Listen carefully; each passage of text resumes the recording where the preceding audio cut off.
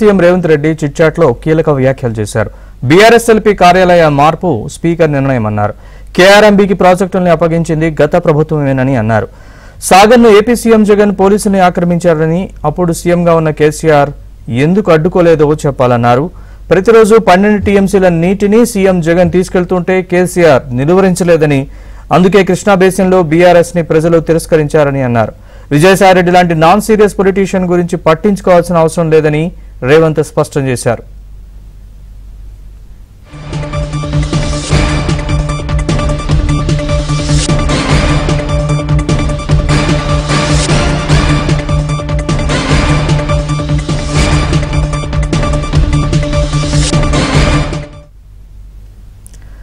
CM Revanth మీడియాతో చిట్చాట్లో కీలక వ్యాఖ్యలు చేశారు. ఇదే అంశానికి సంబంధించి మరిన్ని వివరాలు మా ప్రతినిధి సిద్ధార్థ్ అడిగి తెలుసుకుందాం. సిద్ధార్థ్. సీఎం రేవంత్ రెడ్డి మీడియాతో చిట్చాట్ చేశారు. దీంట్లో పలు కీలకమైన విషయాలను వెల్లడించారు. ముఖ్యంగా ఈ బీఆర్ఎస్ఎల్పీ కార్యాలయం మార్పుకు సంబంధించి మీడియాలో ఉదయం నుంచి ఒక చర్చ జరుగుతుంది. దీనిపై స్పందించినటువంటి రేవంత్ ఇది పూర్తిగా స్పీకర్ నిర్ణయమే అని చెప్పారు. ఇక దాంతో పాటు ఈ అసెంబ్లీ సమావేశాల్లోనే కులగణనకు సంబంధించినటువంటి తీర్మానం ఉంటుందని చెప్పారు.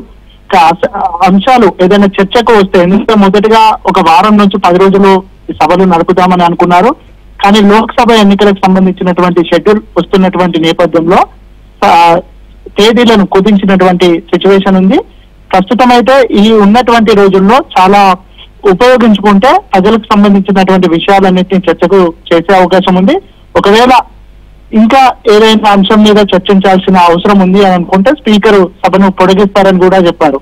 ఇక కేఆర్ఎంబీ ప్రాజెక్టులకు సంబంధించి గత ప్రభుత్వమే కేంద్రానికి అప్పచెప్పిందని, సాగర్ ను జగన్ పోలీసులతో ఆక్రమించారు, అయినా కేసీఆర్ అప్పుడు సైలెంట్ గా ఉన్నారని కూడా రేవంత్ రెడ్డి చెప్పారు. ప్రతిరోజు 12 టీఎంసీలను ఏపీ తీసుకువెళ్తుంటే కేసీఆర్ కనీసం అడ్డుకోలేదు. అయినా సీఎం విషయంలో, అంటే సీఎం గా ఉండి తాను ఎవరినైనా కలవడానికి సిద్ధంగా ఉన్నాను, ప్రతిపక్ష ఎమ్మెల్యేలను కూడా కలుస్తాను, వాళ్ళ నియోజకవర్గానికి సంబంధించినటువంటి అభివృద్ధి విషయాలపై రెస్పాండ్ అవుతాను, కేసీఆర్ ను కూడా కలుస్తాను అని చెప్పారు. ఇక విజయసాయిరెడ్డి ఇటీవల చేసినటువంటి వ్యాఖ్యలపైన కూడా రేవంత్ రెడ్డి స్పందించారు. విజయసాయిరెడ్డి నాన్ సీరియస్ పొలిటీషియన్, అట్లాంటి వాళ్ళని పట్టించుకోవాల్సిన అవసరం లేదని కూడా రేవంత్ రెడ్డి చెప్పారు. కేసీఆర్ అనే మెడిసిన్ కి ఎక్స్పైరీ డేట్ వచ్చేసింది. ఈ రోజు గవర్నర్ ప్రసంగానికి కూడా హాజరు కాలేదు, అదేవిధంగా బీఎస్సీ మీటింగ్ కూడా హాజరు కాలేదు. దానివల్ల ఆయనకు ప్రజలపై ఎంత చిత్తశుద్ధి ఉందో అర్థం చేసుకోవచ్చు అని కూడా చెప్పారు. అయితే హరీష్ రావు వచ్చి బీఎస్సీ మీటింగ్ లో పాల్గొంటానని వచ్చారు. దానికి సంబంధించి కేసీఆర్ ది కడెన్స్ వేయాలి, 2 పేర్లు మాత్రమే ఉన్నాయి కాబట్టి హరీష్ రావును మేము అలో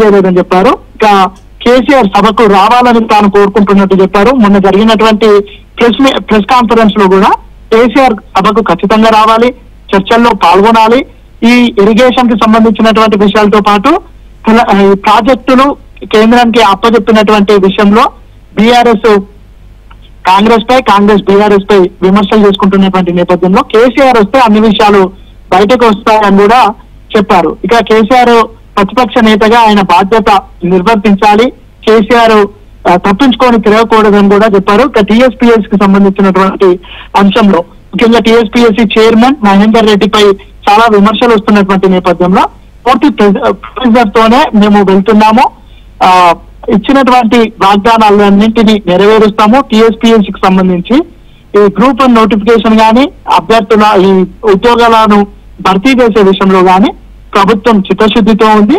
ఈ ఓటాన్ అకౌంట్ బడ్జెట్ లో దానికి సంబంధించిన చర్చ బడ్జెట్ మరుసటి రోజు ఉంటుంది. దాని తర్వాత రోజు ఈ ఇరిగేషన్ కి సంబంధించి వైట్ పేపర్ ని రిలీజ్ చేస్తామని కూడా సీఎం రేవంత్ రెడ్డి చెప్పారు.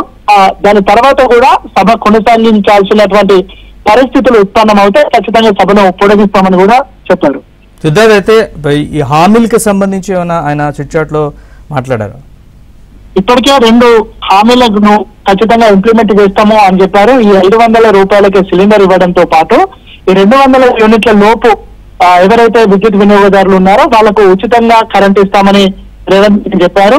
దీనికి సంబంధించినటువంటి అంశం ఈ అసెంబ్లీ సమావేశాల్లోనే ఇంప్లిమెంట్ చేస్తున్నట్లు ప్రకటించే అవకాశం ఉంది.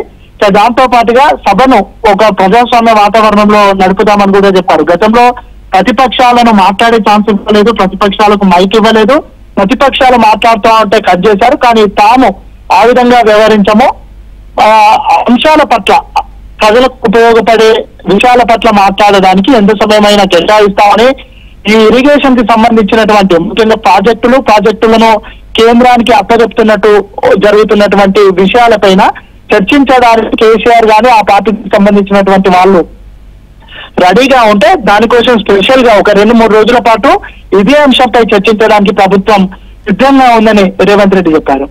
Right, thanks for the update Siddharth.